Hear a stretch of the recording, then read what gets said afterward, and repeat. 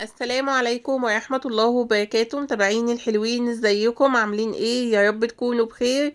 وحشتوني كتير من الفيديو اللي فات. عندنا اوردر حلو قوي، تابعوا معايا الفيديو الاخر وما تنسونيش بلايك واشتراك القناة.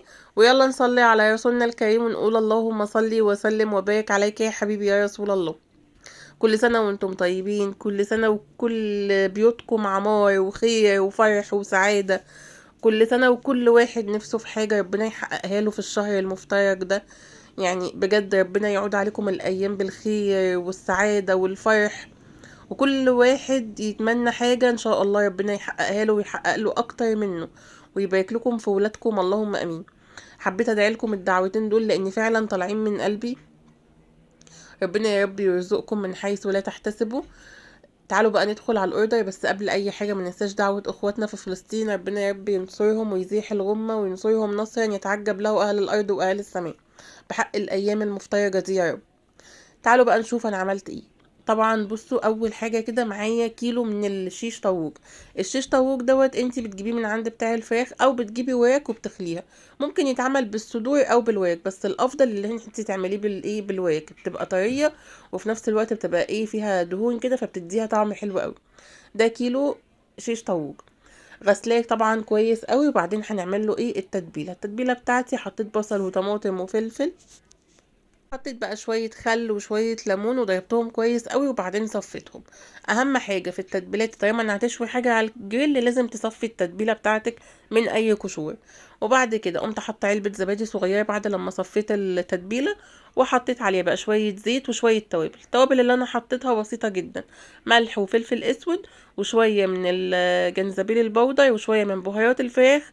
وكمان حطيت من شوية من لون الزعفران او لون الكركم اللي انتي تفضليه. تمام. بس كده. لو حابة ما عندكيش بهارات فراخ ممكن تحطي كاري بدلها. هسيبها بقى شوية كده. عايزة اقول لكم انا في مقاطع كنت مصوراها قبل مقاطع، بس لما جيت بقى رتبت لكم الفيديو حطيت لكم كل حاجة ورا بعض، كل وصفة ورا بعض. بعد لما سبتها حوالي في التتبيله كده حوالي ساعه او ساعتين، هبدا بقى اعملها على عصيان الشيش زي ما انتم شايفين. وانا ما بفضلش ان انا احط فيها ولا بصل ولا طماطم بين كل قطعه فراخ ولا اي حاجه. انا بفضل ان انا اعملها كده على عصيان الشيش. وايه، والبصل والطماطم والخضار بشويه لوحده، علشان طبعا الفراخ بتاخد سوا والخضار في نفس الوقت بيتهرى معايا، فبتلاقيه استوى قبل الفراخ فتلاقيه اتهرى. لكن بقى لما بتعملي كده ده لوحده وده لوحده بيبقى افضل. تمام. هعملها بقى كلها بنفس الطريقة. وبعد كده ايه، تعالوا نشوف هنعمل ايه تاني. بعد بقى لما جهزتها كلها هسيبها بقى في التلاجة لغاية لما اجي اشويها. معايا بقى ايه تاني؟ معايا كيلو من اللحمة المفرومة. اللحمة دي انا مش فرماها حمرا، يعني انا عشان لسه هفرم معاها حاجات تانية، فانا خليت الجزار يفرمها لي حتة لحمة حمرا. لكن لو انتي مش هتفرمي معاها ليا او دهون، خليه يحط لك معاها يفرم لك معاها حتة من الدوش. انتي تقولي له الدوش، هو يبقى عارف اللي دي ايه دهون، يعني ايه هيفرمها لك معاه. تمام. المهم جبت بقى البصلتين متوسطين او بصلايه كبيره وفرمتهم كده نعمتهم في الكبه، وهنزلهم في طبق كده جنبي واحط عليهم بس ايه شويه ملح علشان ينزل الميه اللي فيه، علشان انا مش عايزه ميه البصل دي. جبت بقى معايا هنا عندي ليا في الفريزر، انا بحتفظ بيها زي ما هي في الفريزر، ما بحبش اسيحها يعني، بستخدمها زي ما هي كده. يا دوبك بفرمها في الكبه كده زي ما انتم شايفين. كان عندي حوالي، يعني مثلا كان عندي ده بتاع نص كيلو، فانا حطيته بقى قلت ايه افرمه كله مره واحده وابقى استخدم منه ايه في الوصفات كلها. المهم فرمته كده مره واحده في الكبه. وعايزه اقولك احسن حاجه تفرميه وهو متلج، اللي بالذات وهي طالعه من الفريزر تفرميها على طول هتتفرم معاكي بسرعه ومش هتعجن، هتلاقيها بصوا مفروله كده زي ما انتوا شايفين. هاخد منها معلقتين، يعني معلقتين في لكل كيلو كفته بتحطي له 200 جرام من الليه. او عايزه تقللي ممكن تحطي 150، بس هي الكفته لازم تحطي لها نسبه دهون. تمام. وبعد كده بقى نزلت بالبصل، بس صفيت الميه بتاعته، اخدت بس ايه البصل ذات نفسه واستغنيت عن الميه. وبعد كده بقى هنزل بالتوابل. التوابل ملح وفلفل اسود وشويه من ايه جوز الطيب، حاجه بسيطه خالص ده لو انت حابه، لو مش حابه استغني عنها. وحطيت كمان ايه ربع معلقه على حرف المعلقه كده من الايه من البيكنج باودر، علشان تخلي الكفته بتاعتي ايه هشه. هبدأ بقى اعجن الكلام ده كله. اهم حاجة في الخطوة دي اللي انت تعجني كويس جدا. ليه بقى؟ لان الكفتة يعني اهم من التوابل واهم من يعني من اي حاجة العجن. عارفة يعني اعتبري الكفتة دي اللي انتي بتعجنيها دي اكنها عجين، ولازم تخدميها كويس. شايفين انا بلت وبعجن فيها ازاي؟ وعايزة اقول لكم كمان انا مخلية الجزار يفرمها لي وشين. يبقى الكفتة عشان تسهل معاكي موضوع العجن خلي الجزار كمان يفرمها لك ايه، وشين. بعد بقى لما اخلص عجن كده هبدأ بقى ايه اشكلها بالطريقة العادية. جبت بقى الشبكة اللي انا هحطها في الفرن، انا هشويها على شبكة وتحتيها صينية. بس انا قلت ايه لسه هزحم المكان جنبي، لا هخلي الشبكة على طبق دلوقتي، ولما ادخلها الفرن هحط تحتيها صينية. المهم جبت بقى اي حاجة بتشكلي عليها الكفتة وبعملها كده صوابع زي ما انتوا شايفين، بس اهم حاجة بتعملي فيها تجويف. وخلاص على كده هشكلها كلها بنفس الطريقة، وخلاص على كده. بس بحط بقى في الصينية شوية من المية كده صغيرين، علشان هي هتنزل دهون. لو نزلت دهون والصينية ما فيهاش مية هتلاقي الفرن دخن معاكي. فكوباية المية اللي بتحطيها في الصينية دي مش بتخلي يبقى فيه ايه، في دخان في الفرن. تمام. عايزه اقول لكم ما بتغيبش خالص، يعني بالظبط 10 دقايق وبتقلبيها على الجنب التاني، وخلاص يعني بالظبط 10 دقايق على الجنب ده و10 دقايق على الجنب ده. تعالوا بقى نروح على البوتاجاز ونشوف هنعمل ايه. جبت بقى كده حله وحطيت فيها هناك اللي هناك خالص دي البعيده، حاطه فيها ميه علشان تغلي. والوok اللي معايا او الطاسه دي نزلت بمعلقه سمنه كبيره على معلقه زيت، ونزلت بحوالي نقول كيلو الا ربع من البصل. انا فرموه كده في الكبه، حطيت عليه بس ملح وفلفل اسود علشان يتحمر معايا بسرعه. اما بقى الحله اللي هناك ديت حطيت فيها نص كوبايه من الزيت او ربع كوبايه من الزيت على حسب الكميه اللي هتعمليها، ونزلت عليها ببصلايه كده فرموها برده في الكبه مع شويه ملح وشويه فلفل اسود، وهسيبها ايه تتحمر معايا. تعالوا بقى نشوف البشاميل. انا جبت بقى ايه 3 معالق او 4 معالق سمنه على 4 معالق دقيق. بصوا بقى البشاميل، انا يعني مثلا لو مش بتعرفي تعيريه بالظبط، المهم اللي هو يبقى قدامك بالقوام ده، تبقى السمنه كده ايه سايحه في الدقيق كده زي ما انتوا شايفين. بس كده. وهسيب بقى الدقيق يغلي غلوه كده بس ما ياخدش لون، لغايه لما ايه ريحه الدقيق تطلع. وبعد كده بقى نبدا ننزل بالايه، بالحليب. انا هحط قد ايه حليب؟ هحط 2 كيلو الا ربع بالظبط. تمام. وطول ما هو على النار بقى انا بقلب فيه علشان ايه ما يكلكعش معايا. بس كده كده البشاميل خلص، والميه بتغلي وحاطين حلتين. يعني بصوا ان شاء الله الحاجه بتطلع سهله لما انت ترتبي افكارك. عايزه اقول لكم انا دلوقتي فعلا في اللحظه اللي انا بسجل لكم فيها بقول لكم كل حاجه بتعدي لما بترتبي افكارك. بس انا مش قادره اوصف لكم انا شايله الهم قد ايه.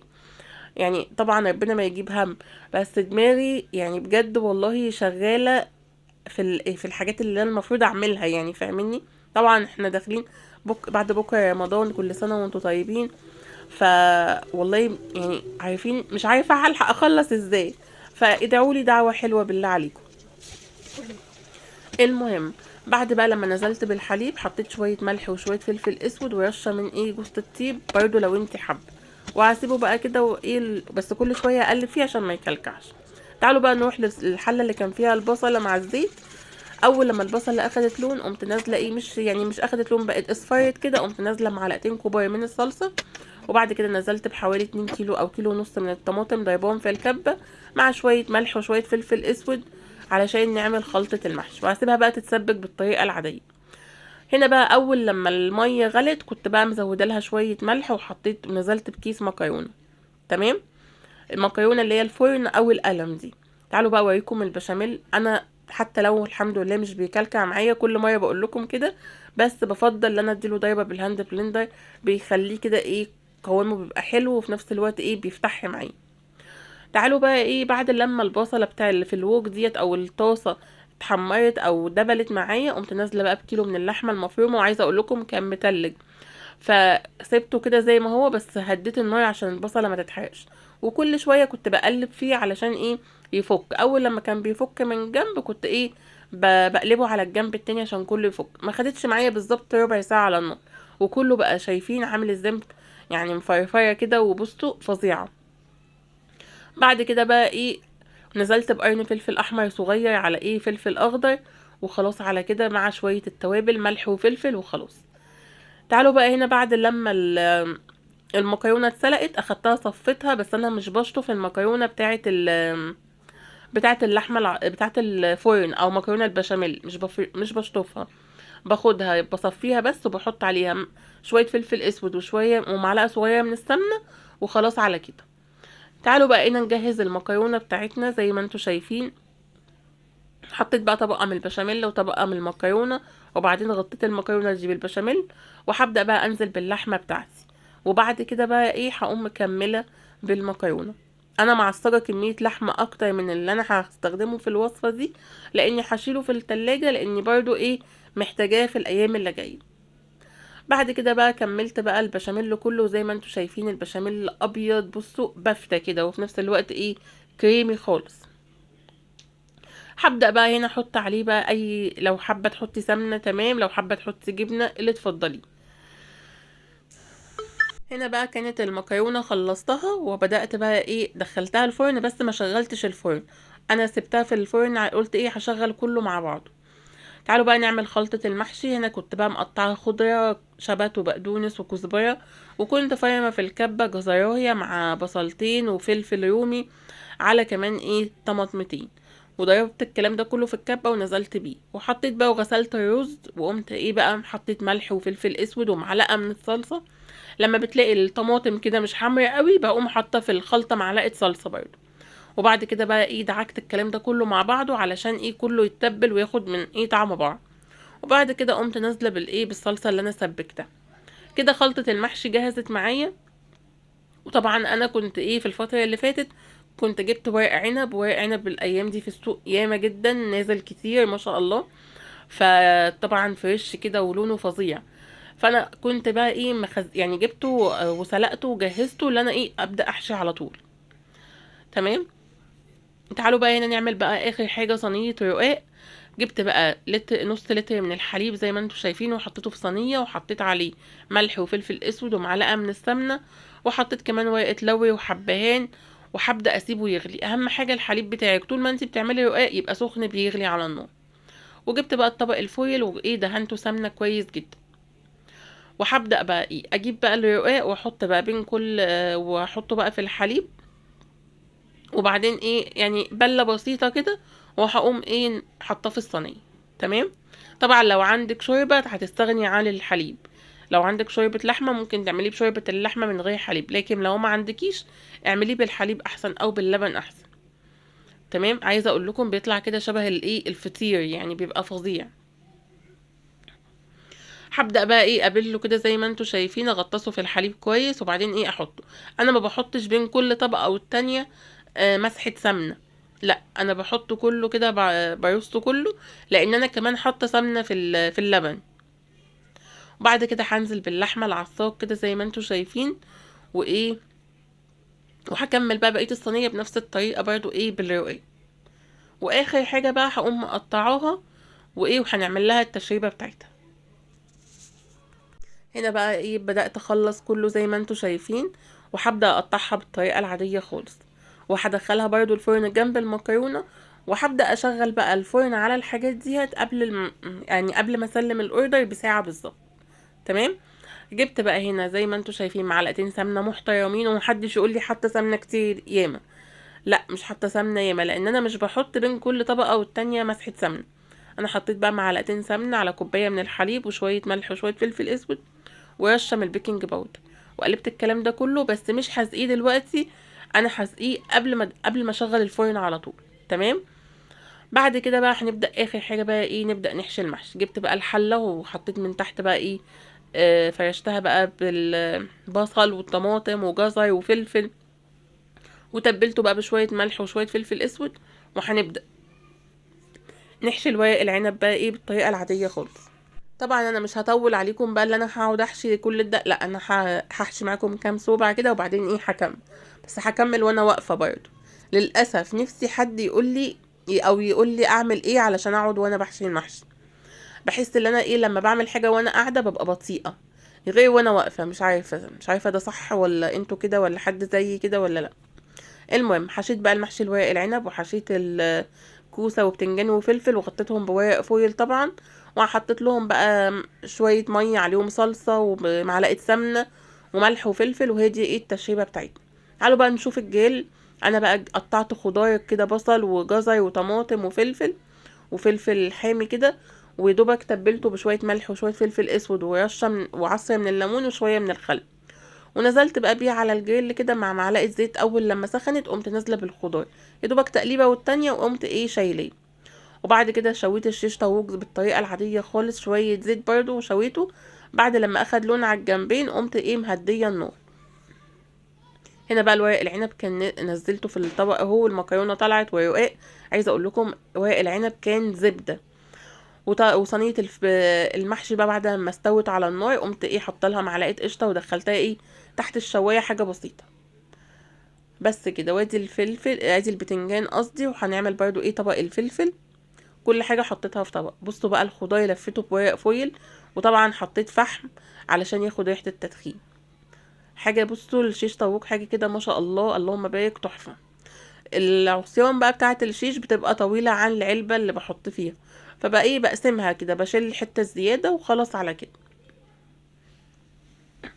هنا بقى هظبط بقى الخضار كده، هحط حبه وبعد كده هسيب الخضار زي ما هو في طبق تاني علشان ما يتهريش. هنا بقى الكفته برضو بعد لما طلعت حطيت لها فحم كده وحطيت عليها شويه زيت. بصوا بقى طالعه عامله ازاي ولونها عامل ازاي، ما شاء الله. الف هنا وشفا ليهم. بس اكتبولي بقى لو وصلتوا معايا لغايه هنا ايه رايكم، وما تنسونيش بدعوه حلوه في الايام المفترجه دي، ربنا يا رب يكرمكم.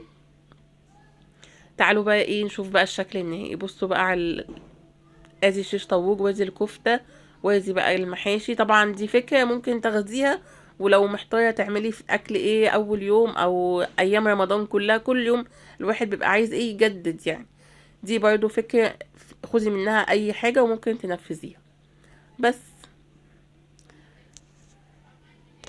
وعايزه اقول لكم على حاجه كمان، جالي كومنت من شويه كده لسه قارياه على الفيديو بتاع ام علي، بتاع الفيديو بتاع امبارح يعني.